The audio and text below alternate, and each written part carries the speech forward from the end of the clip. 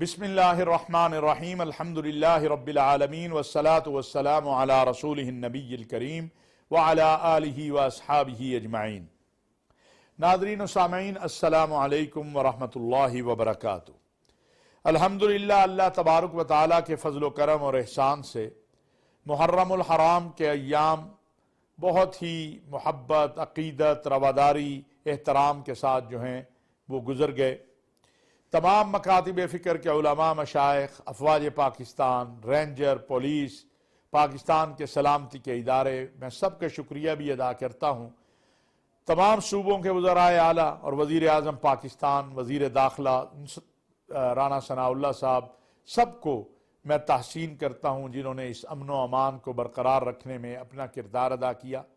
پاکستان کے تمام ذاکرین، واعظین، علماء جنہوں نے پیغام پاکستان کے ضابطہ اخلاق پر عمل کیا اور جنہوں نے عمل نہیں کیا، انشاءاللہ ان کے خلاف جو کارروائی ہے وہ ہو رہی ہے اور وہ اپنے انجام کو پہنچیں گے۔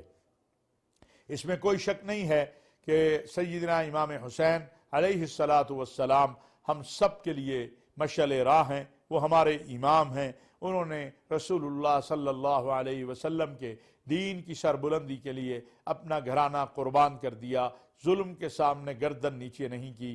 جب بھی عدل کی بات ہوگی، انصاف کی بات ہوگی تو وہ حسینی قافلہ کہلائے گا، اور جب بھی ظلم کی بات ہوگی، ظلمت کی بات ہوگی، سفاکیت کی بات ہوگی، وحشت کی بات ہوگی تو وہ یزیدیت کہلائے گی۔ سچ کا نام حسین ہے اور جھوٹ کا نام یزید ہے۔ سچ کا نام جو ہے وہ حسین ہے اور جھوٹ کا نام جو ہے وہ یزید ہے۔ اور آج کے اس دور میں نہ تو کوئی حسین ہے نہ کوئی یزید ہے، کیونکہ نہ کوئی حسین جیسا ہو سکتا ہے نہ کوئی حسین جیسا ہے۔ حسین ایک ہی تھے جو اپنے گھرانے کو لے کر قربان ہو گئے، ان کے نقش قدم پر چلنے والے حسینی کہلائیں گے۔ یزید ایک ہی تھا جس نے ظلم و ستم کی انتہا کی، اس ظلم اور ستم کے راستے پہ چلنے والے یزیدی کہلائیں گے، اور یہ بڑا واضح سب کے سامنے ہے، اس میں کوئی شک نہیں ہے۔ ناظرین، اس عرصہ کے دوران کچھ ایسی چیزیں ہوئی ہیں جو میں چاہتا ہوں کہ اس پر آج ہم بات کریں۔ آپ نے دیکھا کہ جب جنرل سرفراز شہید ہوئے، اس کے بعد کچھ لوگوں نے سوشل میڈیا پہ بہت ہی نازیبا قسم کے جو ہیں پیغامات وہ ارسال کیے۔ یہ بڑے ہی ظالم لوگ ہیں، سفاک ہیں، ان میں غیرت نہیں ہے، حمیت نہیں ہے۔ بدبختوں نے وہ کام کیا کہ جس سے ساری قوم کے دل دکھی ہوئے، پوری فوج کا دل دکھی ہوا، سپہ سالار قوم کا دل دکھی ہوا، ان شہداء کے بچوں کے دل دکھی ہوئے، اور یہ کرنے والے ایک سیاسی جماعت سے متصل آگے لوگ نظر آئے، جو نوجوان بھی ہیں، جن میں بوڑھے بھی ہیں۔ اس کے ساتھ ساتھ اچانک ہم نے دیکھا کہ ایک ٹی وی چینل کے اوپر جو تحریک انصاف کے سربراہ محترم عمران خان صاحب کے چیف آف سٹاف ہیں شہباز گل صاحب، وہ ویسے تو بڑے ہی آپ سب کو معلوم ہے جس طرح وہ بولتے ہیں۔ میں نے کئی بار ان سے عرض کی کہ آپ اس انتہا پہ جا کے نہ بولا کریں، لیکن بہرحال ہم روک تو نہیں سکتے، کہہ ہی سکتے ہیں، اور ہمارا کام ہے کہ ہم کہتے رہیں۔ انہوں نے ایک پیغام نشر کیا یا ایک گفتگو کی۔ پہلی مرتبہ میرا خیال ہے میری زندگی میں پاکستان میں ایسا واقعہ ہوا ہے کہ جس میں افواج پاکستان کے مختلف جو رینکر ہیں ان کو کہا گیا کہ وہ بات ماننے سے انکار کر دیں اپنے بڑوں کی۔ کیوں؟ اس لیے کہ عمران خان صاحب کی حکومت چلی گئی ہے، اس لیے انکار کر دیں کہ اب وہ حکومت میں نہیں ہے۔ بہت ہی افسوس کی بات ہے، یہ گفتگو ناقابل قبول ہے پوری قوم کے لیے، اس لیے کہ ہماری فوج، ہمارے سلامتی کے ادارے ہمارے لیے ریڈ لائن ہے، ہمارا سپہ سالار ہمارے لیے ریڈ لائن ہے۔ ماضی میں بھی تنقید ہوتی رہی ہے، لیکن اس تنقید کا سبب کیا تھا؟ اس کا تنقید کا سبب تھا ضیاء الحق صاحب نے مارشل لا لگایا، ایوب خان نے مارشل لا لگایا، مشرف صاحب نے مارشل لا لگایا، یا کہیں پر کوئی مداخلت ہو گئی الیکشن میں یا اس پر تنقید ہوئی۔ لیکن اب تو ہماری فوج نے فیصلہ کر لیا اور سپہ سالار نے اعلان کر دیا، حکم جاری کر دیا کہ اب جو ہے ہم سیاست میں حصہ کسی طرح نہیں لیں گے، پولیٹیکل پارٹیاں ہیں، اپنا اپنا کام کریں۔ اس کے بعد جس انداز سے آپ نے دیکھا کہ नाम बिगाड़े गए, मजाक उड़ाए गए, ठट्ठा किया गया, और कुछ चंद यूट्यूबर भी इसमें शामिल हैं, चंद मीडिया के दोस्त भी शामिल हो गए। ऐसा लगने लग गया कि मुल्क के अंदर एक कैंपेन है, एक मुहिम है जिसका मकसद अफवाज पाकिस्तान को निशाना बनाना है। बड़ा हौसला है हमारे सिपा सलार का, माजी में ऐसा कभी नहीं हुआ। आपने एक जुमला कहा, पता शाम को पता चल गया कि जुमले की कीमत क्या है, लेकिन यहां मुसलसल एक कैंपेन जारी थी और बड़े दिल गुर्दे के साथ हमारी फौज और उसके सिपा सलार ने यह सब कुछ बर्दाश्त किया। ठट्ठा हुआ, मजाक हुआ, नाम बिगाड़े गए, लेकिन अब एक इससे आगे बात आ गई कि फौज में बगावत पैदा की जाए, कौम को तकसीम किया जाए।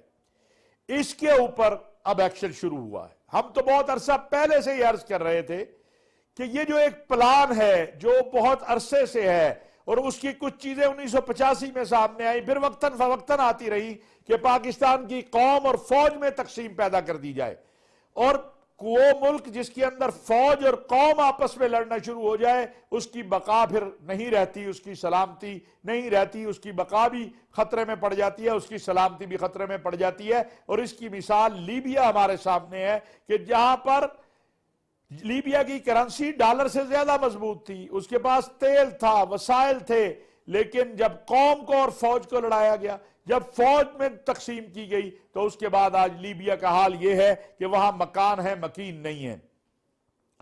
मेरे अल्लाह का फजलो करम है और एहसान है कि पाकिस्तान की फौज का जो निजाम है वो ऐसा है कि जो सिपा सलार कहता है सारे उसको फॉलो करते हैं।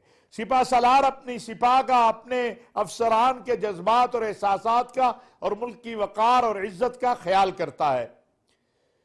एक आवाज होती है फौज की। पता नहीं कौन बदबख्त लोग हैं, कौन कम अकल लोग हैं कि जिन्होंने खान साहब को या उनकी जमात के लोगों को यह बता दिया कि इस अंदाज से जो है आपको कोई वहां फॉलोअर मिल जाएंगे, या जो है फौज के अंदर से कोई ऐसी तकसीम होगी कि जो खान साहब को दोबारा इक्तदार में ले आएगी। पहली बात तो यह है कि जो माजी में तनकीद करते रहे, मैं कभी उनका हामी नहीं रहा। मैं इस बात पर यकीन रखता हूं कि हमारी फौज आलम इस्लाम की जामन फौज है, हमारी फौज पाकिस्तान की जामन फौज है। ये अगर कोई गलती भी करती है तो मोहब्बत से उसकी इस्लाह की कोशिश करनी चाहिए, गाली देकर या इंतशार या फितना फैलाकर नहीं। लेकिन माजी में जिन सियासतदानों ने तनकीद भी की, अगर हम देखते हैं तो उन्होंने कुछ अशखास के रवैये पर तनकीद की। यह नहीं हुआ कि पूरी फौज को तकसीम कर दिया जाए, फौज के खिलाफ नफरत की फिजा पैदा कर दी जाए, फौज के खिलाफ एक मुहिम शुरू कर दी जाए। यह नहीं हुआ। कौन था जिसने 9/11 के बाद पाकिस्तान के अंदर जो जंग शुरू हुई इंतहा पसंदी और दहशतगर्दी की, उस पर काबू पाया? ये पाकिस्तान की फौज और पाकिस्तान की कौम थी। कौन था वो जिन्होंने अपनी कुर्बानियां दी, अपने जवानों को शहीद करवाया, लेकिन पाकिस्तान को अमन का गहवारा बनाया? वो हमारी फौज है। वो फिर हमारे शुहदा जो हमारे सर का ताज हैं, जो किसी भी मुल्क की बुनियादों में अपना खून दे के उस मुल्क को मजबूत करते हैं। जनरल सरफराज किस लिए हेलीकॉप्टर में गए थे? कोई जाती काम जा रहे थे? कोई जाती मसलहत थी? अपनी कौम के लिए निकला वो शख्स अपने साथियों के साथ कि सैलाब आया हुआ है, मैं जाऊं जाके अपने लोगों की मदद करूं, अपने लोगों बच्चों को गाइड करूं, अपने जवानों को भेजूं ताकि वो अपनी कौम की मदद करें। क्या आप नहीं देखते हैं? कोई नजर नहीं आया इस वक्त मां सवाए फौज के कि फौज के एक जवान ने एक तरफ एक पाकिस्तानी को उठाया हुआ अपने हम वतन को, और दूसरी तरफ उसकी बकरी उठाई हुई है कि वो उसका सिर्फ उसकी जान नहीं, उसका माल, उसके इमलाक भी महफूज हो जाए। अगर आप अप्रिशिएट नहीं कर सकते, आप शाबाश नहीं दे सकते, आप उसकी तहसीन नहीं कर सकते, तो कम अज कम ये तो कीजिए कि खामोश रहिए। जनरल सरफराज की शहादत के बाद जो रवैया अपनाया गया, जो ट्वीट किए गए, जो सोशल मीडिया पे तूफान बदतमीजी पैदा किया गया, मैं आपसे सवाल करता हूं इसके बाद जनरल सरफराज के अहलो अयाल पे क्या बीती होगी? इसके बाद मेरा सवाल है उस सिपा सलार पे क्या बीती होगी जिसके वो बच्चे थे, जिसके वो जवान थे, जिसके वो साथी थे? चाहिए तो ये था कि उन लोगों की मजम्मत की जाती, बजाय मजम्मत होने के एक नया बयानिया आ गया कि हुक्म मानना बंद कर दो, बगावत कर दो। ओ भाई, आप कौन है? آپ کون ہیں؟ آپ کون ہوتے ہیں پاکستان کی قوم اور فوج کو تقسیم کرنے والے؟ آپ کی حیثیت کیا ہے؟ آپ کو کس نے یہ اختیار دیا ہے؟ پھر نتیجہ بڑا واضح ہے. ہم سمجھتے ہیں تمام حقائق کو سامنے آنا چاہیے، کوئی چیز چھپی نہیں رہنی چاہیے، قوم کو معلوم ہونا چاہیے کہ یہ کیا ہوا ہے، کس نے کیا ہے، کیسے کیا ہے، ہر چیز سامنے ہونی چاہیے. اس میں جو کوئی بھی ملوث ہو، ہمیں اپنے وطن، اپنی فوج، اپنی قوم سے زیادہ کوئی عزیز نہیں ہے. میرے ناظرین و سامعین، انشاءاللہ اس معاملے پہ صورتحال سامنے آتی رہے گی اور آپ کو معلوم ہوتا رہے گا. ناظرین، اس وقت جو ملک کی صورتحال ہے، اس سے باہر کیسے نکلا جائے؟ یہ جو انتشار ہے، اس سے باہر کیسے آیا جائے؟ اس کا ایک راستہ ہے، وہ ہے مذاکرات. اس کے لیے ہمیں آگے بڑھنا ہوگا. میں سمجھتا ہوں پاکستان کے وہ لوگ جن کی قدر و قیمت ہر جگہ موجود ہے، تمام جماعتیں ان سے پیار کرتی ہیں، تمام جماعتیں ان کی عزت کرتی ہیں. چند ایک مثلا ہمارے مجیب الرحمان شامی صاحب ہیں، آفتاب شیر پاؤ صاحب ہیں، وزیر اعلیٰ پنجاب چودھری پرویز الہی صاحب، حالانکہ وہ وزیر اعلیٰ ہیں اپنا عمران خان صاحب کے حلیف ہیں، لیکن میں سمجھتا ہوں کہ یہ چودھری برادران جو ہیں، چودھری شجاعت صاحب، پرویز الہی صاحب، اگر یہ دونوں کوشش کرے تو اس صورتحال میں وہ ایک اہم کردار ادا کر سکتے ہیں. اگر نہیں بھی ان کا اتفاق ہوتا تو چودھری پرویز الہی صاحب اس وقت بڑے صوبے کے سربراہ ہیں، انہیں آگے بڑھنا چاہیے، گڈ جسچر میں آگے بڑھنا چاہیے. انہیں چاہیے کہ وہ وزیر اعظم کو کہیں کہ آؤ پاکستان کی ترقی اور خوشحالی کے لیے، پاکستان کو آگے لے جانے کے لیے آئیں، آگے بڑھتے ہیں. اور مجھے امید ہے کہ انشاءاللہ تعالی وہ اس حوالے سے اپنا کردار ادا کریں گے. وزیر اعظم میاں شہباز شریف تو کہہ چکے ہیں کہ جی آئیے میثاق پاکستان کرتے ہیں. آپ کی معیشت کو ضرورت ہے اس وحدت اور اتحاد کی. پاکستان کے بڑے بڑے بزنس مینوں کو آگے آنا چاہیے، تاجر کمیونٹی کو آگے آنا چاہیے، اور کوشش کرنی چاہیے کہ ڈائلاگ کی فضا پیدا ہو، مذاکراتی عمل شروع ہو. یہ جو رویہ ہے انتہا پسندی کا، یہ جو رویہ ہے تشدد کا، اس سے پاکستان کمزور ہو رہا ہے. میرا نوجوان بچہ جو ہے وہ محبت اور نفرت میں انتہاؤں پہ چلا گیا ہے. اس کو واپس لانا بھی ہماری ذمہ داری ہے، اس وطن کو بچانا بھی ہماری ذمہ داری ہے، اس میں استحکام لانا بھی ہماری ذمہ داری ہے. اس وقت جو آپ کی صورتحال ہے، الحمدللہ اللہ کا شکر ہے، ہم ڈیفالٹ کی پوزیشن میں نہیں ہیں، ہم اس سے بچ گئے ہیں. ہمارے سپہ سالار جنرل قمر جاوید باجوہ صاحب نے، وزیر اعظم میاں شہباز شریف صاحب نے بہت کوشش کی ہے. آپ نے دیکھا کہ امریکہ سے بھی جنرل باجوہ صاحب نے بات کی، سعودیہ، امارات، چین، اس پر بھی اعتراض ہوا. میرا سوال یہ ہے کہ کیا فوج اس ریاست کا حصہ نہیں ہے؟ اور اگر سپہ سالار کا یہ مقام ہے، یہ عزت ہے، یہ احترام ہے کہ وہ دوست ملکوں میں فون کرتے ہیں یا جاتے ہیں تو ان کی بات سن لی جاتی ہے، کیا یہ جو امداد آ رہی ہے یہ کسی کے گھر کے لیے آ رہی ہے یا پاکستان کے لیے آ رہی ہے؟ یہ جو قرض لے رہے ہیں یہ پاکستان کے لیے لے رہے ہیں یا اپنی ذات کے لیے؟ تو پاکستان کے لیے تو ہم سب کو کام کرنا ہے. سپہ سالار کو تو سلوٹ ہونا چاہیے تھا، سلام پیش کرنا چاہیے تھا. اور پھر وہ لوگ تنقید کریں کہ جن کے اپنے دور اقتدار میں یہی سپہ سالار جاتا رہا ہے اور قائل کرتا رہا ہے دوست ملکوں کو کہ آئیں پاکستان کو بھنور سے نکالیں. 2018 میں یہی ہوا. پاکستان میں انویسٹمنٹ لے کے آئیں، پاکستان کے اندر پیسہ لے کر آئیں، پاکستان کو جو ہے تیل میں مدد کر دیں، پاکستان کو بینک میں پیسے رکھ دیں. اسی سپہ سالار نے 2018 میں بھی کیا، اس کے دوران بھی کیا جب ہمارے تعلقات عالم اسلام، عالم عرب میں خراب ہو رہے تھے. کس نے وہ بحال کیے؟ میں سمجھتا ہوں ہمیں حقیقت پسند ہونا چاہیے، ہمیں اپنے مفادات اور اپنی مصلحتوں کے لیے نہیں، اس وطن کے لیے اپنے آپ کو جو ہے وہ کھڑا کرنا چاہیے. یہ چند باتیں جو ہیں میں نے اس لیے عرض کی ہیں کہ ہمیں حقائق کی دنیا میں رہنا ہے. ناظرین، یہ پاکستان 75 سال کا ہو گیا ہے. پاکستان لا الہ الا اللہ محمد الرسول اللہ کی بنیاد پر قائم ہوا ہے. پاکستان کا مطلب کیا؟ لا الہ الا اللہ محمد الرسول اللہ. ناظرین، ہم سب کو آگے بڑھنا ہے، پاکستان کو مضبوط کرنا ہے. پاکستان مضبوط ہے تو ہم سب مضبوط ہیں. اللہ کے بعد ہمیں جو عزت ملی وہ اس وطن کی وجہ سے ملی ہے. آئیے فلسطینیوں کو دیکھیے، آئیے شامیوں کو دیکھیے، عراقیوں کو دیکھیے حال کیا ہے. آئیے کشمیریوں کو دیکھیے، ہندوستان کے مسلمانوں کو دیکھیے کہ ہمارا حال کیا ہے. اس کے برعکس اگر ہم دیکھتے ہیں تو ہمیں نظر آتا ہے کہ پاکستان الحمدللہ دن بدن مضبوط ہوا ہے. کم وسائل کے باوجود ہم آج دنیا اسلام کی ایٹمی قوت ہیں, ایک مضبوط قوم ہیں, ایک مضبوط فوج رکھتے ہیں, پہلے سے بہتر ہیں. تو پھر کیسے ہم آگے بڑھیں اپنی وحدت کے ساتھ؟ ہمیں خود احتسابی کی طرف جانا ہے, اپنا احتساب کرنا ہے. پاکستان کو دو چیزیں درکار ہیں, ایک سچ اور ایک انصاف, اور تیسرا احتساب, بے لاگ احتساب. اس وطن کو جس نے بھی لوٹا ہے یا اس وطن کو جس نے بھی نقصان پہنچایا ہے اس کو کٹہرے میں کھڑا کیا جائے. ناظرین 14 اگست تو آئے گی, اس پہ بات ہوگی. 11 اگست پاکستان میں اقلیتوں کے حوالے سے دن منایا جاتا ہے. پاکستان میں رہنے والے غیر مسلم ہمارے بہن بھائی جو ہیں وہ پاکستان کا حصہ ہیں. پاکستان کا پرچم یہ بتاتا ہے کہ اقلیتیں ہمارا حصہ ہیں. سفید اقلیتوں کا حصہ بتاتا ہے, سبز مسلمانوں کا حصہ بتاتا ہے. پاکستان کا آئین اور دستور نے سب کو حق دیا ہے.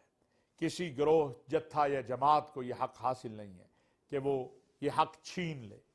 ہمیں بطور بڑے بھائی کے ہر طرح سے اپنی اقلیتوں کا خیال کرنا ہے. ایک بات اور بھی کہنا چاہتا ہوں, بڑا پراپوگنڈا ہوتا ہے کہ جی جبری مذہب کی تبدیلی. اسلام میں جبری مذہب کی تبدیلی نہیں ہے.